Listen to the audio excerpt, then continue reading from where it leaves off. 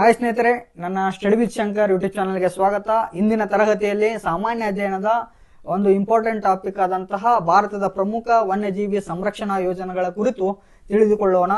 ಈ ಒಂದು topic ಮುಂಬರುವಂತಹ KPSC KA ನಡೆಸುವಂತಹ ಸ್ಪರ್ಧಾತ್ಮಕ ಪರೀಕ್ಷೆಗಳಲ್ಲಿ ಬಹಳಷ್ಟು ಇಂಪಾರ್ಟೆಂಟ್ ಆದಂತಹ ಟಾಪಿಕ್ ಆಗಿದೆ ಸ್ನೇಹಿತರೆ. ಭಾರತದ ಪ್ರಮುಖ ವನ್ಯಜೀವಿ ಸಂರಕ್ಷಣಾ ಯೋಜನೆಗಳ ಕುರಿತು ತಿಳಿದುಕೊಳ್ಳೋಣ. ಮೊದಲನೆಯದಾಗಿ 1973ರಲ್ಲಿ ಹುಲಿ ಯೋಜನೆಯನ್ನ ತರ್ತಾರೆ. 1973 ಪ್ರಾಜೆಕ್ಟ್ ಟೈಗರ್.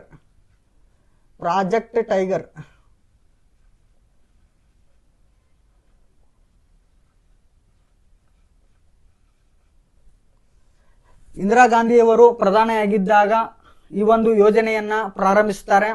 ಈ ಒಂದು ಯೋಜನೆಯನ್ನ ಜಿಮ್ ಕಾರ್ಬೆಟ್ ನ್ಯಾಷನಲ್ ಪಾರ್ಕ್ ನಲ್ಲಿ ಪ್ರಾರಂಭಿಸ್ತಾರೆ. ಎಲ್ಲಿ? ಜಿಮ್ ಕಾರ್ಬೆಟ್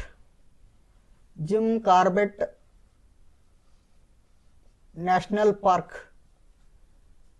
ಈ ಜಿಮ್ ಕಾರ್ಬೆಟ್ ನ್ಯಾಷನಲ್ ಪಾರ್ಕ್ ಕಂಡು ಬರುವಂತಹ ರಾಜ್ಯ ಉತ್ತರಾಖಂಡ್ ನಲ್ಲಿ ಈ ಜಿಮ್ ಕಾರ್ಬೆಟ್ ರಾಷ್ಟ್ರೀಯ ಉದ್ಯಾನವನ ಕಂಡು ಬರ್ತದೆ. ಇನ್ನ ಈ ಪ್ರಾಜೆಕ್ಟ್ ಟೈಗರ್ ಯೋಜನೆಯ ಅಡಿಯಲ್ಲಿ ಹುಲಿಗಳ ಆವಾಸ ಸ್ಥಾನವನ್ನ, ಹುಲಿಗಳ ಒಂದು ಸಂತತಿಯನ್ನ ರಕ್ಷಿಸುವಂತಹ ಒಂದು ಪ್ರಮುಖ ಗುರಿಯನ್ನ ಹೊಂದಿದೆ.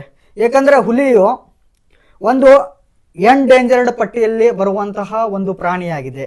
ಆದ್ದರಿಂದ ಈ ಒಂದು ಯೋಜನೆಯು ಬಹಳಷ್ಟು ಒಂದು ಯಶಸ್ವಿಯಾದಂತಹ ಯೋಜನೆಯಾಗಿದೆ. ಇದು ಪ್ರಾಜೆಕ್ಟ್ ಟೈಗರ್ ಬರುವಂತದ್ದು ಎಂಡೇಂಜರ್ಡ್ ಪಟ್ಟಿಯಲ್ಲಿ ಬರ್ತದೆ. ಎಂಡೇಂಜರ್ಡ್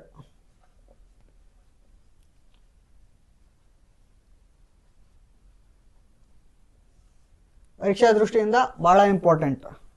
ಓಕೆ ಸ್ನೇಹಿತರೆ, ಇನ್ನೊಂದು ಪ್ರಮುಖವಾದಂತಹ ಯೋಜನೆ ಯಾವುದಂದ್ರೆ 1975ರಲ್ಲಿ ಮೊಸಳೆ ಯೋಜನೆ. 1975ರಲ್ಲಿ ಪ್ರಾಜೆಕ್ಟ್ ಕ್ರೊಕೊಡೈಲ್ ಅಂತ ಮಾಡ್ತಾರೆ. ಮೊಸಳೆ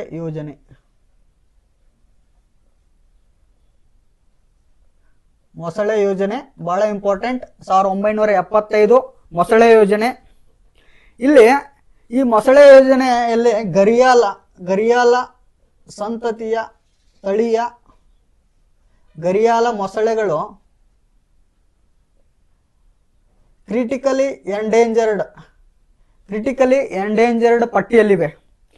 ಈ ಗರಿಯಾಲ ಮತ್ತೆ ಮಗ್ಗರ್ ಮತ್ತು ಉಪ್ಪು ನೀರಿನ ಮೊಸಳೆಗಳ ಒಂದು ಉಳಿವಿಗಾಗಿ ಈ ಒಂದು 1975ರಲ್ಲಿ ಮೊಸಳೆ ಯೋಜನೆಯನ್ನ ಜಾರಿಗೆ ತರ್ತಾರೆ. ಇದು ಕೂಡ ಪರೀಕ್ಷಾ ದೃಷ್ಟಿಯಿಂದ ಬಹಳ ಇಂಪಾರ್ಟೆಂಟ್. ಇನ್ನು ನೆಕ್ಸ್ಟ್ 1987ರ ಪ್ರಾಜೆಕ್ಟ್ ರೈನೋ ಯೋಜನೆ. 1987ರ ಪ್ರಾಜೆಕ್ಟ್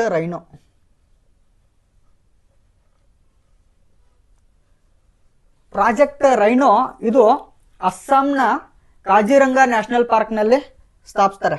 ಅಸ್ಸಾಂ ರಾಜ್ಯದ ಕಾಜಿರಂಗ ನ್ಯಾಷನಲ್ ಪಾರ್ಕ್ ನಲ್ಲಿ ಈ ಯೋಜನೆಯನ್ನ ಸ್ಥಾಪನೆ ಮಾಡ್ತಾರೆ. ಇನ್ನ ಈ ಒಂದು ಯೋಜನೆ ಉದ್ದೇಶ ಏನಂದ್ರೆ ಏಕಕೊಂಬಿನ ಗೇಂಡಾಮೃಗಗಳನ್ನ ರಕ್ಷಿಸುವಂತಹ ಒಂದು ಯೋಜನೆ ಯಾವುದಂದ್ರೆ ಪ್ರಾಜೆಕ್ಟ್ ರೈನೋ. ಇನ್ನ ಇನ್ನೊಂದು ಇಂಪಾರ್ಟೆಂಟ್ ಯೋಜನೆ ಯಾವುದಂದ್ರೆ 1992ರ ಪ್ರಾಜೆಕ್ಟ್ ಎಲಿಫೆಂಟ್. ಈ ಒಂದು ಯೋಜನೆಯ ಪ್ರಮುಖ ಉದ್ದೇಶ ಏನಂದ್ರೆ ಮಾನವ ಮತ್ತು ಆನೆಗಳ ನಡುವಿನ ಒಂದು ಸಂಘರ್ಷವನ್ನ ತಡೆಗಟ್ಟುವುದು ಮತ್ತೆ ಆನೆಗಳ ಕಾರಿಡಾರ್ಗಳನ್ನ ಭಾರತದಾದ್ಯಂತ ಸ್ಥಾಪಿಸುವುದು ಈ ಒಂದು ಆನೆ ಯೋಜನೆಯ ಒಂದು ಮುಖ್ಯ ಉದ್ದೇಶ. ಇನ್ನೊಂದು ಇಂಪಾರ್ಟೆಂಟ್ ಏನಂದ್ರೆ ಮೈಕ್ ಯೋಜನೆಯನ್ನ ಸ್ಥಾಪಿಸ್ತಾರೆ. ಈ ಮೈಕ್ ಯೋಜನೆ ಅಂದ್ರೆ ಮಾನಿಟರಿಂಗ್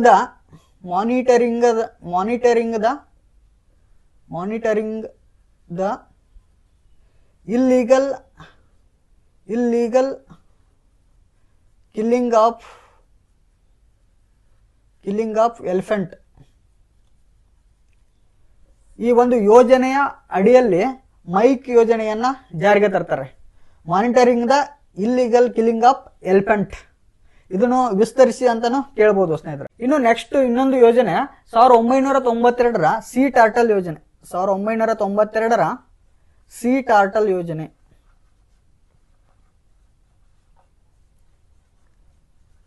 ಈ ಒಂದು ಯೋಜನೆಯನ್ನ ಒಡಿಶಾ ರಾಜ್ಯದ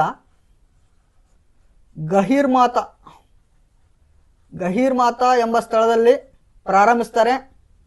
ಈ ಒಂದು ಸ್ಥಳದಲ್ಲಿ ಆಲಿವ್ ರಿಡ್ಲೆ ಆಮೆಗಳು ಜಾಸ್ತಿ ಇವೆ. ಆಲಿವ್ ರಿಡ್ಲೆ ಆಮೆಗಳು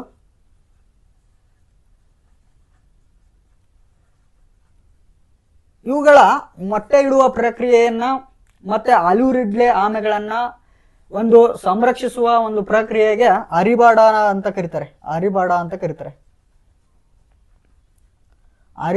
ಕರೀತಾರೆ.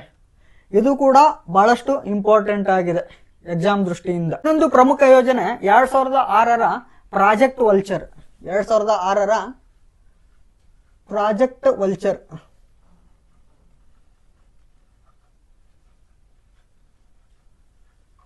ಈ ಒಂದು ಯೋಜನೆ ಅಡಿಯಲ್ಲಿ ರಣಹದ್ದುಗಳನ್ನ ಸಂರಕ್ಷಿಸುವಂತಹ ಒಂದು ಉದ್ದೇಶವನ್ನ ಹೊಂದಿದೆ. ಡೈಕ್ಲೋಫೆನಾಕ್ ಎಂಬ ಔಷಧಿಯಿಂದ ಬಹಳಷ್ಟು ರಣಹದ್ದುಗಳು ಅವಸಾನಕ್ಕೆ ಈಡಾಗಿವೆ. ಇನ್ನೊಂದು ಪ್ರಮುಖವಾದಂತಹ ಯೋಜನೆ ಯಾವುದಂದ್ರೆ 2009ರ ಪ್ರಾಜೆಕ್ಟ್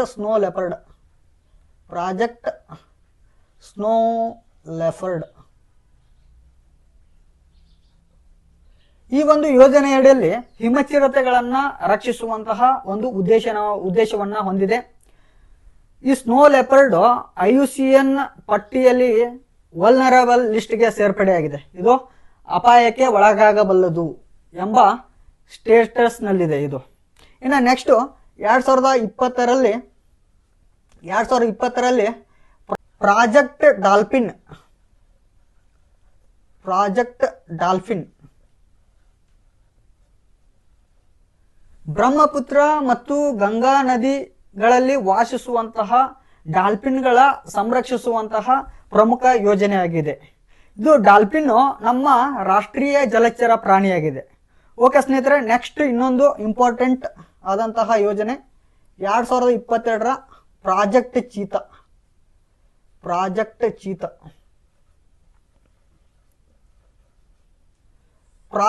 ಚೀತಾ ಇದು ಮೊದಲ ಖಂಡಾಂತರ ಸ್ಥಳಾಂತರ ಯೋಜನೆಯಾಗಿದೆ.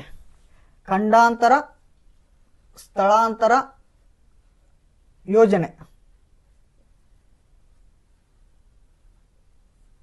ಆಫ್ರಿಕಾ ಖಂಡದಿಂದ ಏಷ್ಯಾ ಖಂಡಕ್ಕೆ ಅಂದ್ರೆ ನಮ್ಮ ಭಾರತ ದೇಶಕ್ಕೆ ದಕ್ಷಿಣ ಆಫ್ರಿಕಾ ಮತ್ತು ನಮೀಬಿಯಾದಿಂದ ಚೀತಾಗಳನ್ನ ಇಲ್ಲಿ ಮಧ್ಯಪ್ರದೇಶದ ಕುನ್ಹೋ ನ್ಯಾಷನಲ್ ಪಾರ್ಕಿಗೆ ಪ್ರಾಜೆಕ್ಟ್ ಚೀತಾ ಒಂದು ಯೋಜನೆ ಅಡಿಯಲ್ಲಿ ಚೀತಾಗಳನ್ನ ಇಲ್ಲಿ ತಂದಿರ್ತಾರೆ ಸ್ನೇಹಿತರೆ. ಅಲ್ಲಿ ಚೀತಾಗಳನ್ನ ಸಂರಕ್ಷಿಸುವುದು ಮತ್ತು ಅದರನ್ನ ಬೆಳೆಸುವುದು ಈ ಒಂದು ಯೋಜನೆಯ ಉದ್ದೇಶವಾಗಿರುತ್ತದೆ ಸ್ನೇಹಿತರೆ. ಇಷ್ಟು ಯೋಜನೆಗಳು ಬಹಳ ಇಂಪಾರ್ಟೆಂಟ್ ಆಗಿದೆ. ಇನ್ನೊಂದು ಇಂಪಾರ್ಟೆಂಟ್ ಏನಂದ್ರೆ, ಇತ್ತೀಚೆಗೆ ಪ್ರಾಜೆಕ್ಟ್ ಟೈಗರ್ ಮತ್ತು ಪ್ರಾಜೆಕ್ಟ್ ಎಲಿಫೆಂಟ್ ಯೋಜನೆಗಳನ್ನ ವಿಲೀನಗೊಳಿಸಿ ಪ್ರಾಜೆಕ್ಟ್ ಟೈಗರ್ ಅಂಡ್ ಎಲಿಫೆಂಟ್ ಎಂಬ ಒಂದು ವಿಲೀನಗೊಳಿಸಿ ಒಂದು ಯೋಜನೆಯನ್ನ ಮಾಡಿದ್ದಾರೆ. ಏನಕ್ಕಂದ್ರೆ ಆಡಳಿತಾತ್ಮಕ ವೆಚ್ಚಗಳನ್ನ ಸರಿದೂಗಿಸ್ಲಿಕ್ಕೆ ಮತ್ತು ಇದನ್ನ ಪರಿಣಾಮಕಾರಿಯಾಗಿ ಅನುಷ್ಠಾನಗೊಳಿಸಲಿಕ್ಕೆ ಆನೆ ಯೋಜನೆ ಮತ್ತು ಪ್ರಾಜೆಕ್ಟ್ ಟೈಗರ್ ಎರಡೂ ಯೋಜನೆಗಳನ್ನ ವಿಲೀನಗೊಳಿಸಿದ್ದಾರೆ 2023ರಲ್ಲಿ. ಇನ್ನ 1972ರ ವನ್ಯಜೀವಿ ಸಂರಕ್ಷಣಾ ಕಾಯ್ದೆ ಅಡಿಯಲ್ಲಿ ಶೆಡ್ಯೂಲ್ 1ರ ಅಡಿಯಲ್ಲಿ ಬಹಳಷ್ಟು ಅತ್ಯುನ್ನತವಾದಂತಹ ರಕ್ಷಣೆಯನ್ನ ಈ ಕಾಯ್ದೆಗಳು ನೀಡ್ತವೆ. ಈ ಎಲ್ಲಾ ಪ್ರಾಣಿಗಳು ಬಹಳಷ್ಟು ಅತ್ಯುನ್ನತವಾದಂತಹ ರಕ್ಷಣೆಯನ್ನ ಹೊಂದಿವೆ. ಈ ಕಾಯ್ದೆ ಅಡಿಯಲ್ಲಿ ಬಹಳಷ್ಟು ಅಪರಾಧಿಕ ಚಟುವಟಿಕೆಗಳಲ್ಲಿ ವನ್ಯಜೀವಿಗಳನ್ನ ಬೇಟೆಯಾಡುವುದು, ಅವುಗಳನ್ನ ಕೊಲ್ಲುವುದು, ಈ ರೀತಿಯಾದಂತಹ ಅಪರಾಧಗಳಿಗೆ ಈ ಕಾಯ್ದೆ ಅಡಿಯಲ್ಲಿ ಬಹಳಷ್ಟು ಗರಿಷ್ಠವಾದಂತಹ ಒಂದು ಶಿಕ್ಷೆಯನ್ನ ನಿಗದಿಪಡಿಸಲಾಗಿದೆ. ಇಷ್ಟು ಸ್ನೇಹಿತರೆ, ಈ ಎಲ್ಲಾ ಯೋಜನೆಗಳ ಕುರಿತು, ವನ್ಯಜೀವಿ ಸಂರಕ್ಷಣಾ ಯೋಜನೆಯ ಕುರಿತು ನಾವು ತಿಳಿದುಕೊಳ್ಳಬೇಕು. ನಮ್ಮ ತರಗತಿಗಳು ಇಷ್ಟವಾಗಿದ್ದಲ್ಲಿ ಸ್ನೇಹಿತರೆ ನನ್ನ ಸ್ಟಡಿ ವಿತ್ ಶಂಕರ್ ಯೂಟ್ಯೂಬ್ ಚಾನಲ್ಗೆ ಸಬ್ಸ್ಕ್ರೈಬ್ ಆಗಿ, ಅಂತ ಹೇಳ್ತಾ ಈ ಒಂದು ತರಗತಿಯನ್ನ ಇಲ್ಲಿಗೆ ಮುಗಿಸ್ತಾ ಇದ್ದೀನಿ ಸ್ನೇಹಿತರೆ. ಧನ್ಯವಾದಗಳು.